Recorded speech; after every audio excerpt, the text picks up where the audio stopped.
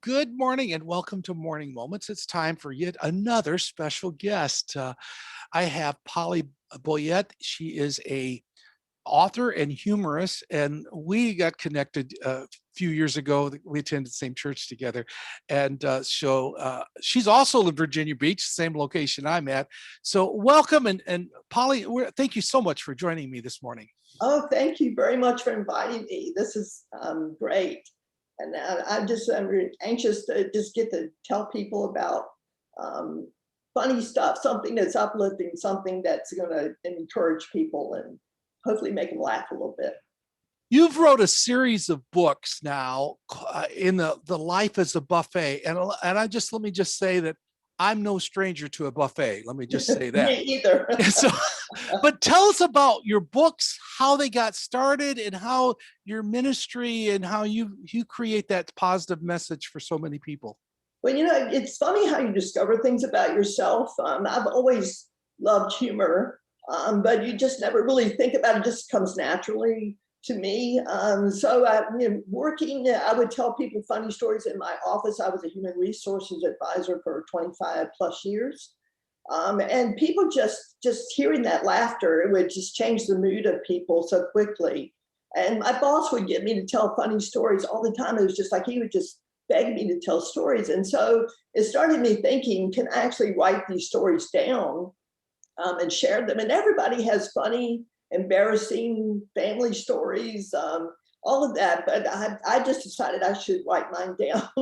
And I was always saying, I'm going to do that. And I had some friends challenge me to actually wrote up a contract and said, we want you to write these books. You said you have these great stories. And that really compelled me to sit down and actually do it. I think for a writer, the hardest thing is to get started. You have the material in your head and to sit down and actually write the stories. And so I came up with a series of books. The title, Life is a Buffet, really comes from, as you know, you're familiar with buffets, you usually have a lot of choices, starting with the salads that I usually skip and getting down to the good stuff, down to the desserts. And to me, that's how life is. We're given a lot of choices. We make daily choices all the time. Every day you're faced with a choice. Even if the choice is just how I'm going to respond today to what's happening. So I thought Life is a Buffet is a great title. And then each book that I wrote, I just had different themes. Like the first book was Save Room for Dessert, which meant save room for laughter in your life, which I think sometimes we forget to do. And so that's how the books got started. That's how I got started writing, and then got invitations to come to churches to speak, which I just didn't have in my plan. That was my plan. Wear your pajamas, write your books, send them out into the space, and something good will happen. God's plan was, no, you're going to actually go out and tell these stories.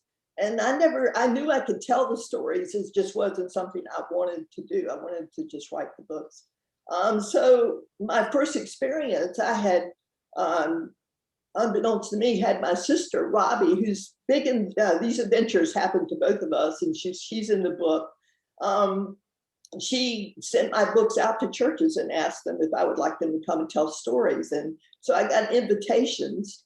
My very first speaking event, I was on crutches. Like your worst thing, when God has a plan, you think it's all going to work beautifully and everything. There'll be angels singing and everything will be wonderful. And I'm on crutches because of foot surgery. And this church insisted they just like, no, come, we don't care if you're on crutches. And when I got there to speak, the person hosting the event had not read any of my, that book, first book at the time, and introduced me as someone who was going to share family recipes to everyone. And so I was terrified. I was like, God, I prayed about this. And this is what you're having me do. So I just didn't think I was going to face all these stumbling blocks or these hardships. It's like, this is not going well. I'm already on crutches. I'm terrified. And now you want me to get up and talk after someone has introduced me as someone who's a bunch of family recipes. And so it just didn't, the whole thing was just terrifying. And I thought after that, people came up and after they did buy the books, the book I had, but they would come back to the table and say, there are no recipes in this book. And it was terrible. I was just like, what do you say? I was like, no, I'm sorry, there are no recipes, but I think you enjoyed the book. And when I got home, I said, that's it. I'm never speaking again. I will never do another speaking event. God, if this is your plan, it's not going to work. You got the wrong woman.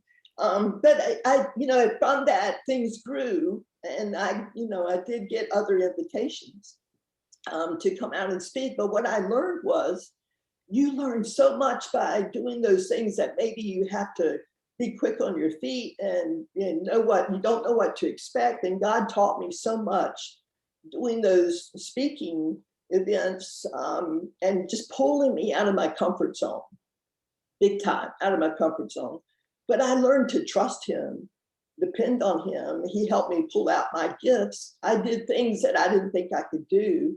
And so it really opened up a lot in my life, where my plan was this big and his plan was, a little bigger. So I got started writing, but ended up becoming writer and speaker when I'm invited to places. When you talk about your comfort zone, we seldom grow in our comfort zone.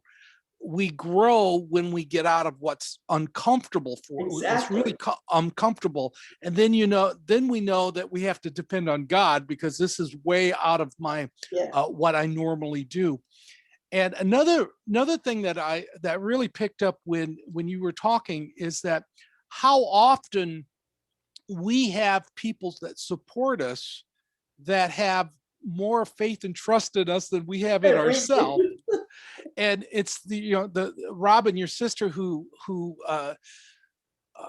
saw that gift in you and forced you to get and do what you do so well today, is public speaking and writing these books. And God has really helped you do that. I want to encourage people, if you feel like maybe you're not the person doing it, maybe you're the one that's supposed to support others That's true. through whatever your journey is, and also through prayer and support family members and others, that you may be that one to give that little push to somebody. And that's so important, because I tell you, my sister has been a biggest encourager. There are times when I've just thought, and I don't know about this, and should I do more books? And telling a story and actually writing the story down, you think, well, would this come across as funny? Is it really funny if I can't actually tell the story in person? But she always pushed me, would encourage me. I would walk by her room at night and she'd be praying for me. I would hear her praying that we would get more events to go and speak. And I would actually open her door and say, stop praying for me to speak. I don't want to speak, stop. And I would just shut the door. But, she was just one of those warriors, just like, we're going to Yes. go out of our comfort zone, and her comfort zone and my comfort zone are two different things. But it's helped me grow in my faith, to see what you can really do if you trust God. I want to thank you for being my guest today. And I want to just to ask everybody that's listening to this, there's some of you that are listening to this that you think this applies to me or applies to somebody else. Share this interview on your site. Go down below where I've have it, this interview on a YouTube. Pass that YouTube on if that's the way you want to do it. And also, I want to encourage each and every one of you to pull up that website that I have listed down below here on Morning Moments, and check her books out. Find out what event that she's going to be in, and go see her in an event. And if you are looking for somebody for an event, you may want to check Polly. She may be just what you need. And I want to encourage each and every one to take a look at that. Is there any closing thoughts or closing statements you want to make, Polly? I'd just like to say, I think especially during these times, God really wants us to know how much He loves us. And I think we can get caught up in so many different things going on around us, especially in these times, that God wants to remind us that He is our source of joy, and we can still find joy in our lives. You just, for me, I always say, look for the humor in everything. There's always humor around you. There's always something that you can laugh about. Maybe not every day, but I think he just wants to tell you, I love you. I just want to spread my joy with you and for us to spread joy to other people who need it now, I think more than any other time in our lives. Thank you so much, Polly, and thank you all for joining me for Morning Moments. Keep coming back, and may God richly bless you all.